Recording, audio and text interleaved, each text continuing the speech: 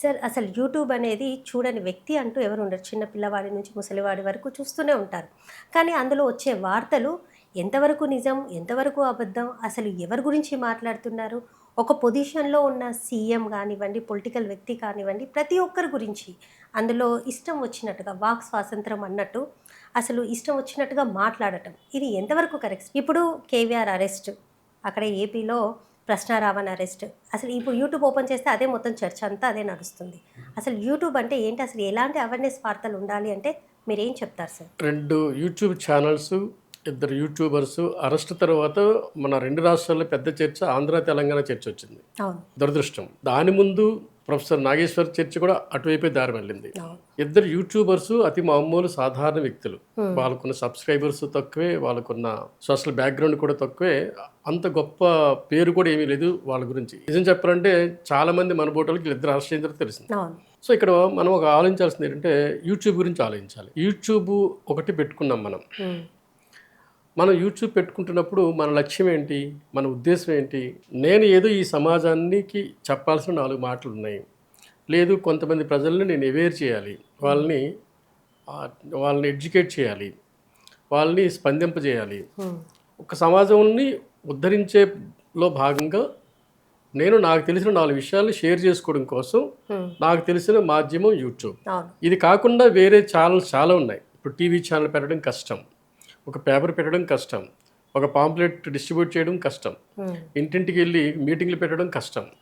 So నాకు ఈజీగానే నా 4 మాటలు నేను చెప్పదలుచుకోవడం కోసం నేను ఒక యూట్యూబ్ ఛానల్ పెట్టేస్తున్నాను. అతి చీప్, దానికి ఎటువంటి నిబంధనలు కూడా లేవు. అంటే ఏంటి, ఒక రికగ్నేషన్ నేను మాత్రమే పెట్టాలి. ఒకవేళ నేను దానికి రూల్స్ రెగ్యులేషన్స్ని నేను కనుక వ్యతిరేకిస్తే నా యూట్యూబ్ ఛానల్ ఆ క్షణమే పోవడం లాంటిది ఏమీ ఉండదు. ఏమండి, సో నన్ను కంట్రోల్ చేసేవాళ్ళు స్టేట్ గవర్నమెంట్ కాదు, సెంట్రల్ గవర్నమెంట్ కాదు, మన హైకోర్టు కాదు, మన సుప్రీంకోర్టు కాదు కూడా కాదు. ఈ 4 చేతిలో ఈ కంట్రోల్ లేదు. సో యూట్యూబర్స్ ఏం చేస్తున్నారంటే రెచ్చిపోతున్నారు. వాళ్ళు తెలిసిన భాష వాళ్ళు రెచ్చిపోతున్నారు. ఇప్పుడు మీరు కేవీ రెడ్డి గారిని తీసుకోండి. ఆయన అరెస్ట్ చేశారు.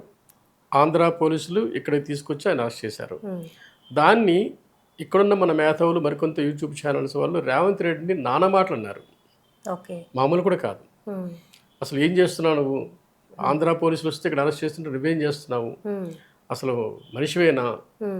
వాడెవరో చంద్రబాబు నాయుడు తొత్తులా పనిచేస్తున్నావు. ఇలాంటి భాషలో మాట్లాడాం. ఒక యూట్యూబర్ని ఇంకొక రాష్ట్ర పోలీసులు అరెస్ట్ చేస్తున్నప్పుడు వాళ్ళ రాష్ట్ర పోలీసుల కింద మనం తీసుకోకూడదు. వాళ్ళు పోలీసులు, వాళ్ళు పనిచేసింది ఆ రాష్ట్ర ప్రభుత్వానికి ఇంకో రాష్ట్ర ప్రభుత్వానికి కాదు. బిఎన్ఎస్ యాక్ట్ కోసం. ఇంతకుముందు ఐపీసీ యాక్ట్ అనేవాళ్ళు, ఇప్పుడు బిఎన్ఎస్ యాక్ట్ ఉంది. ఇండియన్ కాన్స్టిట్యూషన్ చట్టాలు వాటి మీద పనిచేస్తారు వాళ్ళు. ఒకవేళ రాష్ట్ర ముఖ్యమంత్రి చెప్పినట్టుగా పోలీసులు వ్యవహరిస్తే కొన్నిసార్లు రాష్ట్ర ముఖ్యమంత్రిని అరెస్ట్ చేసిన పోలీసులు ఉన్నారు. మనం చాలా చూసాం కూడా. ఢిల్లీ పోలీసులు ఎవరిని అరెస్ట్ చేశారు? అలాగే కొంతమంది ఉన్నారు ముఖ్యమంత్రులు అరెస్ట్ అవుతున్నారు. సో అక్కడ ఏంటంటే చట్టాలు తన పని తాను చేస్తున్నప్పుడు కొన్ని విషయాల్లో ఒక పోలీసు ఇదనేమి ఉండదు. కానీ ఇక్కడ ఆంధ్ర తెలంగాణ అన్న భావాజాలము ఇప్పుడున్న యూట్యూబర్స్ రేకెత్తిస్తున్నట్టుగా అనిపించట్లేదు. కాబట్టి వాళ్ళని మనం ఏం చేస్తున్నాం, ఏమాత్రం మేధో సంపత్తి లేని జనాలు వాళ్ళని ఎంకరేజ్ చేస్తున్నారు, చూసేవాళ్ళు ఎంకరేజ్ చేస్తున్నారు. అవును, మనం ఏం ప్రశ్నించాలి? అవును, ఆంధ్ర పోలీసులు వచ్చి కేసు పెడితే నువ్వు చేయాల్సింది ఏంటి? ఆ ఆంధ్రాకి వెళ్ళి, ఆ పోలీస్ స్టేషన్కి వెళ్ళి, ఆ కోర్టుకి వెళ్ళి నీ వెర్షన్ చెప్పగలగాలి. అక్కడ ఏమండి ఇలా ఈ కారణాలతో అతను అరెస్ట్ చేశారు, అది తప్పది, అతను చేసిన తప్పేమీ లేదు అని ఒక మంచి లాయర్ని పెట్టుకుని మీరు వాదించగలిగితే ఓకే. ఇక్కడ మరికొన్ని 4 యూట్యూబ్ ఛానల్స్తో ఇక్కడ సీఎంని అక్కడ సీఎంని తిరగడం ఎంతవరకు భాగ్యం? ఇది అంటే నాకు వాక్ స్వాతంత్రం ఉందని చెప్పి మిమ్మల్ని తిట్టాను అనుకోండి, ఎదురుగా ఉన్న మిమ్మల్ని మీరు చెప్పు తీస్తారు. కానీ రేవంత్ రెడ్డి గారిని తిట్టాను అనుకోండి, ఆయన నాకు చెప్పు తీరు ఓ పోలీసులు పంపించారు. ఎందుకంటే నేను ఒక చిన్న ప్రాణిని, ఆయనకి అంత టైం లేదు. నేను తిట్టిన విషయం కూడా ఆయనకు తెలియదు. కాబట్టి ఆయనకున్న బిజీతో నా బలహీనత ఏంటంటే తిట్టేస్తే నాకు ఏదో వ్యూవర్స్ పెరుగుతారనుకోవడమో, లేదంటే నా సబ్స్క్రైబర్స్ పెరుగుతారనుకోవడం, లేదంటే నాకు ఒక వెర్రి ఆవేశం. ఓకే, నాకు ఏదో ఒక చెడ్డ పేరు వస్తున్నాను, నా చెడ్డ పేరు కూడా ఒక పేరే. యూట్యూబర్స్ టార్గెట్ అదండి.